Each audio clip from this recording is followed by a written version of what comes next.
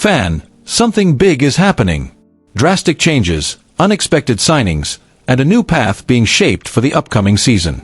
But will we finally see a team ready to truly compete this time?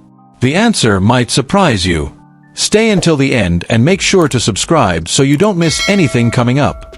Over the past years, a lack of talent in critical positions has cost many games, but it looks like things are changing. A new coach, a new quarterback. First, the Raiders addressed their head coach situation by bringing in Pete Carroll to lead the team.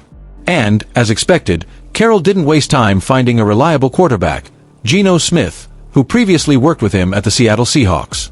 The big question is whether this reunion will be the key to finally delivering a consistent season. Expectations are high. Offensive reinforcements and changes. According to Priyanshu Chaudhary of Pro Football Network, wide receiver Keenan Allen would be an ideal fit for the Raiders. The team already has Brock Bowers and Jacoby Myers, but adding Allen could breathe new life into the offense. The reality is, last season, the Raiders had one of the worst offenses in the league. Strengthening the receiving core could be a smart move, especially with Geno Smith, who threw for over 4,300 yards last year. The team has also lost some key players in free agency, and finding solid replacements will be crucial to maintaining a competitive roster. If they can integrate these new pieces effectively, the playoffs might not be as far out of reach as they once seemed. Cornerback swap with the Green Bay Packers.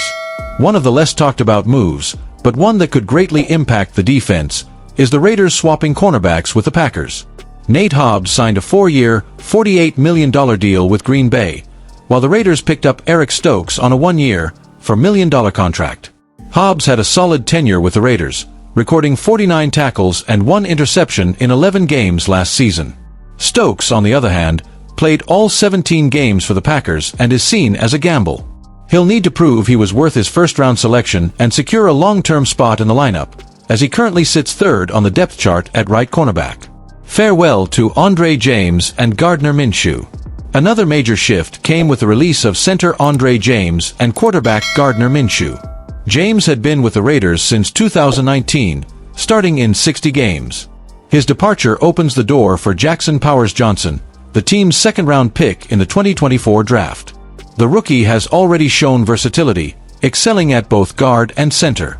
This gives Pete Carroll and offensive coordinator Chip Kelly plenty of options when structuring the offensive line. As for Minshew, his time with the team was less than stellar. With just 2 wins and 7 losses as a starter, along with inconsistent performances, his release wasn't a shock. Now, with Geno Smith leading the offense, the Raiders are looking for significant improvement at quarterback. Defensive boost. Adam Butler stays. And here's some great news. Defensive tackle Adam Butler has re-signed with the Raiders on a 3-year, $16.5 million deal, with $11 million guaranteed. Butler was one of the most consistent defensive players last season, recording 65 tackles and 5 sacks. His contract extension provides stability for the defense, and his presence will be essential in leading the defensive line and mentoring young players joining the team. Butler himself expressed his strong desire to stay and help build a winning squad. What's next? With so many moves, the Raiders are clearly striving to redefine their identity.